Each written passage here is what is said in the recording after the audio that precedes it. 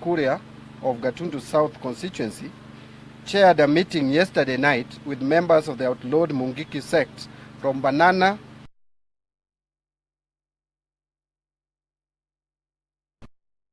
created peace against the IEBC scheduled for today.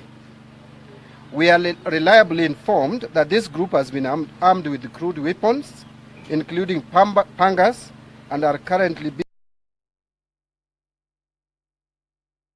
being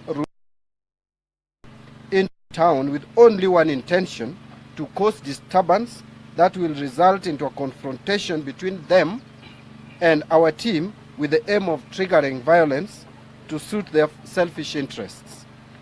It has also reliably come to our knowledge that this meeting was held with the full knowledge of the Director of Criminal Investigations, Mr. Ndegwa Muhoro, and the Nairobi Area Police Commandant, Mr. Japheth Kome. They are fully aware of this, and their intention demonstrates complicity with this nefarious plan. We wish to make it known to the people of Kenya that we have tried to engage these two senior police officers with a view to securing their intervention to guarantee the peace and security of Nairobians and property, with no success. They have rejected all calls not only to provide adequate security, but even to investigate the matter. They are more concerned with the disruption of our planned peaceful demonstration against the IEBC than the security of the Kenyan taxpayer, who is their employer.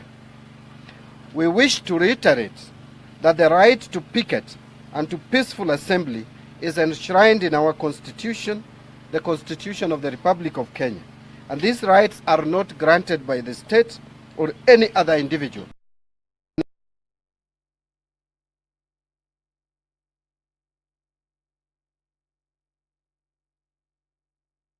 In the police,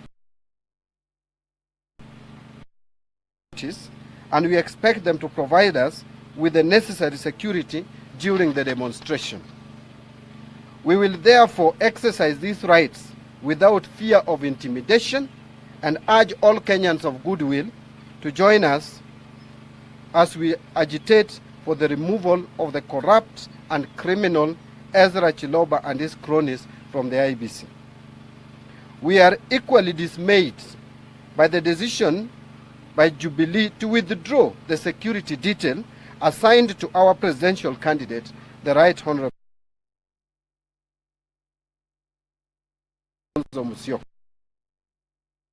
as president in bad taste, and we want to tell President Uhuru Kenyatta that should anything happen to any of our principles, we shall lay the blame squarely on his shoulders.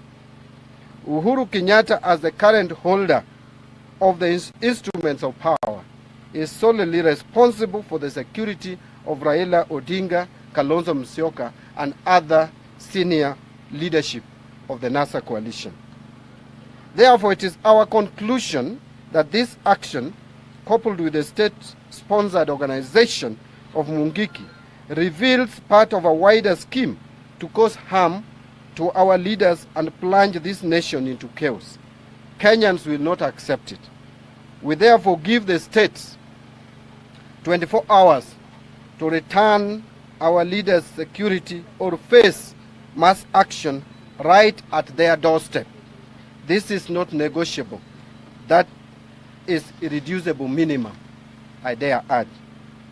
And it is signed by NASA Parliamentary Group. Let me just add maybe 2 words or so to this statement.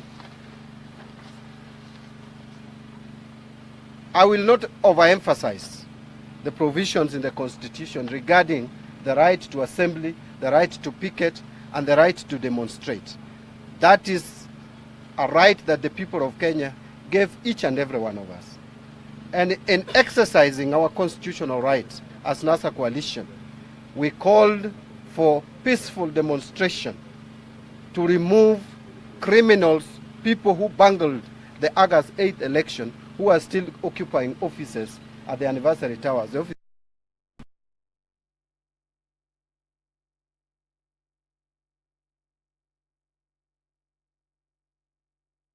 provisions of intentions. I have just said it has come to our knowledge that the government, actually state machinery, is using people like Moses Kuria to organize the outlawed Mungiki.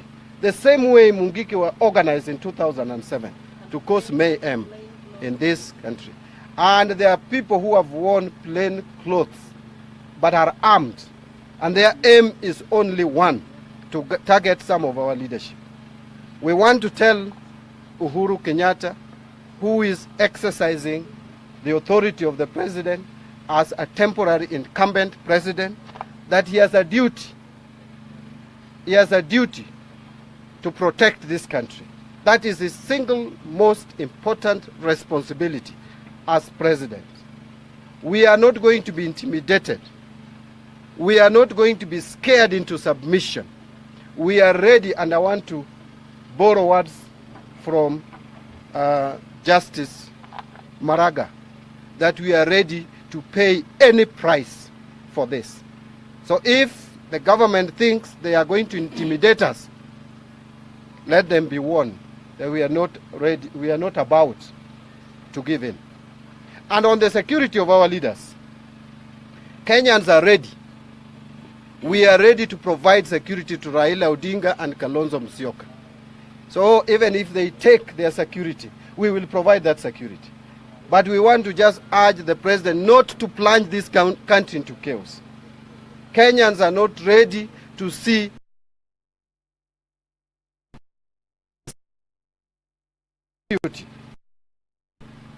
slowly and systematically driving this country to the point that we may not have Kenya tomorrow. We urge them to stop it, and stop it now. Thank you very much, and God bless you. I don't think there is any need for any question. I don't think there is no need for any question. We are demonstrating to IBC to remove Chiloba and his team from office. So any question around what IBC has said is overtaken by events. We are heading there. I don't think there is anything we are going to... Those are irrelevant. If we were thinking of those things you are asking, we would not be marching to IBC. Thank you very much. Chiloba must go. Chiloba used to work with UNDP. So that's